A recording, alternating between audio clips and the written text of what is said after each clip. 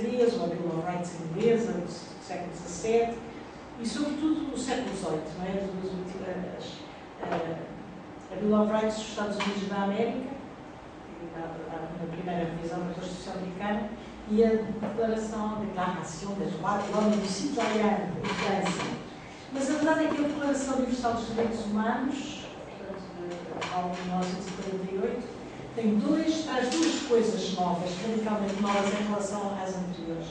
Uma, eu estou aqui um bocado a falar, a ensinar o padre nosso vigário, eu tenho consciência disso, mas tenho esperanças que alguém possa colaborar, por vezes, do meu entusiasmo. A declaração traz, pelo menos, duas coisas que me parecem radicalmente novas. Uma é que é internacional, não é? Porque as outras eram só se aplicavam aos seus países. Esta é a nível internacional, de facto, é a nível mundial. É aberta à ratificação por todos, à assinatura por todos os países. E depois, porque se aplica pela primeira vez a todos os seres humanos. Até a mesma declaração francesa não se aplicava, por exemplo, aos escravos das colónias e não se diga sempre as mulheres também. Pois, eles diziam que sim, mas a Olivia de Gouges, coitada, morreu no cadafalso porque depois das coisas para as mulheres. Portanto, houve sempre grupos humanos excluídos e pela primeira vez aplica-se a todo o ser humano. E isso, portanto, é extremamente importante, acho que é assim, uma coisa com um significado extraordinário. E, aliás, desde então tem vindo a desdobrar-se justamente porque se aplica a todos os seres humanos, e antes não se aplicava, havia sempre grupos excluídos, tem vindo depois a desdobrar-se, quer em pactos, como sabemos, para se tornarem vinculativos, quer em declarações, convenções, pactos mais específicos, aplicados a grupos mais específicos, que é para não haver dúvidas. E, por exemplo, às mulheres, com certeza que o senhor vai falar nisso, a Convenção sobre a Eliminação de todas as formas de discriminação contra as mulheres, de 1979, estas são coisas muito mais recentes, não é? A Convenção dos Direitos da Criança, de 1989, ainda por cima Portugal participou muito ativamente e teve uma grande contribuição para a Convenção dos Direitos da Criança. Os imigrantes, a Convenção sobre os Direitos dos Trabalhadores Migrantes e suas famílias, que é de 1990. Lá está, isto ainda se aplica totalmente, não é? A semana passada estive num encontro em Alicante sobre justamente as migrações e em que eles se queixavam sobre o diálogo norte-sul, era à volta do Mediterrâneo, os países do norte do Mediterrâneo, queixavam-se de que a Convenção dos Migrantes ainda não tinha sido assinada pela maior parte dos países do norte e só para eles é que tinha sido. Mas, de qualquer maneira, são orientações, são linhas, são tendências que não podem voltar para trás, de certa maneira. São direitos que se conquistam e que não se podem voltar para trás. E agora, mais recentemente, a Convenção das Pessoas com Deficiência de 2006, que é uma coisa extraordinária, extremamente importante, não é? Porque realmente, neste momento, é interessante porque, no fundo, a gente tem sempre a sensação, bem, agora é que está tudo. Não, há sempre mais qualquer coisa, isto é um trabalho inacabado, não é? E sempre uma revolução permanente, a verdadeira revolução permanente. Portanto, isto para além dos documentos regionais, porque a Convenção Europeia dos Direitos Humanos, e depois as outras, a americana, a africana, etc. E eu suspeito que estarão neste momento a perguntar, mas o que é que isto tem a ver com a cidadania e com o tema do bloco e tal? Eu acho que tem muito a ver, porque justamente o tema deste painel, a preocupação de civis, sendo a cidadania e passando por cima na escola secundária, eu acho que, ora, muito boa noite, está frio.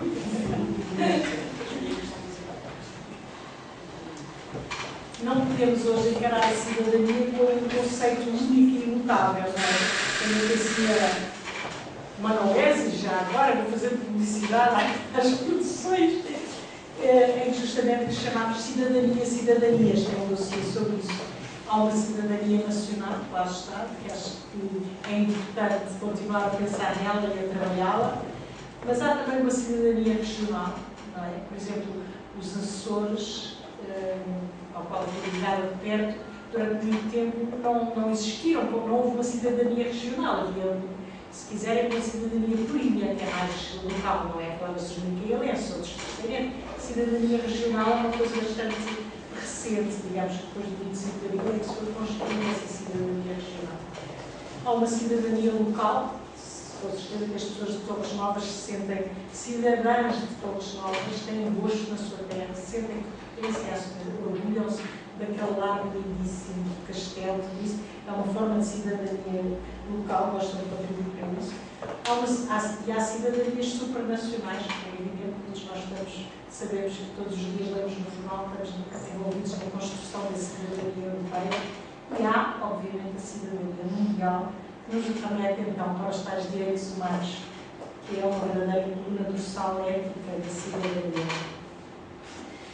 Creio que portanto, os direitos humanos, como matéria de ensino e de aprendizagem, são de uma enorme importância. Têm ainda a vantagem de trazerem, contrariamente a outros acontecimentos relevantes, como vimos há bocado, constituírem uma afirmação extraordinariamente positiva da humanidade e proporcionarem uma visão otimista e progressista da história. Não é? Portanto, por exemplo, como tema da história, penso que é um tema extremamente importante. Imagino que a história deveria poder, de vez em quando, ser dada assim, ter uma fase, ter momentos em que pudesse haver essa síntese relativamente às conquistas dos direitos humanos.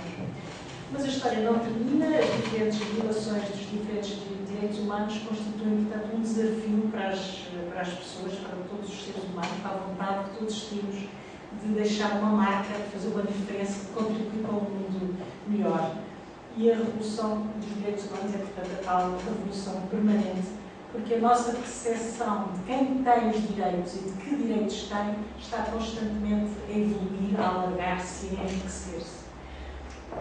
Por exemplo, eu permito-me citar-me a mim própria num livro daqueles que a doutora Mateus referiu. Na Idade Média, os homens adultos europeus discutiam se as mulheres tinham alma ou não é? Isto é verdade. Na Renascença, faziam em relação, por exemplo, aos índios dos territórios americanos. No enclausuramento dos loucos no século XIX, os movimentos racistas do século XX mostram bem como é possível ao homem não ver no outro o seu semelhante. E isto porquê? Porque a nossa primeira tendência, e falo das crianças, mas há uma sensação, no fundo, que a humanidade quase que serve por semelhante, a nossa primeira tendência é para ver no outro para querer ver no outro um semelhante, quando se vê diferente há uma rejeição. Não é? Vemos o mundo como girando à nossa volta e em função dos nossos esquemas mentais. E, portanto, ser capaz de ver o outro como diferente, mas ao mesmo tempo semelhante, no fundamental, é uma longa construção que requer uma aprendizagem e, portanto, que requer uma educação. A verdadeira educação que se pretende, quando se fala em educação pelos direitos humanos, o que se pretende promover não é tanto a educação em direitos humanos, agora nós tivemos aqui uma discussão no carro sobre isto, e de facto acho que também é muito importante que os alunos, os adultos, os professores e os pais conheçam a Declaração dos Direitos Humanos, que é muito bonita, entre outras coisas, é extremamente bonita, e os textos também nos podem fazer tomar consciência de certas coisas, mas em todo caso eu penso que é muito importante que se tenha consciência que não é tanto saber muito sobre direitos humanos, é mais, portanto, não a educação tanto em direitos humanos como para os direitos humanos, para ser capaz de formar pessoas, cidadãos, que sejam capazes de afirmar e respeitar em si e nos outros os direitos humanos.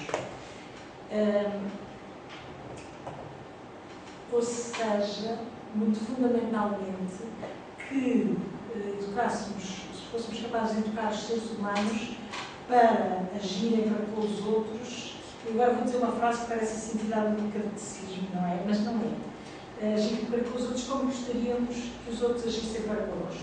E claro que isto é a chamada regra do ouro da maior parte das religiões, mas é também a base de qualquer ética, não é do imperativo categórico de Kant, não é necessariamente uma frase, é uma moral laica. Isso é. E envolve, portanto, uma aprendizagem muito longa, muito profunda e muito complexa, que permite à criança justamente ir-se descentrando no seu eu, seu ponto de vista próprio e construir a sua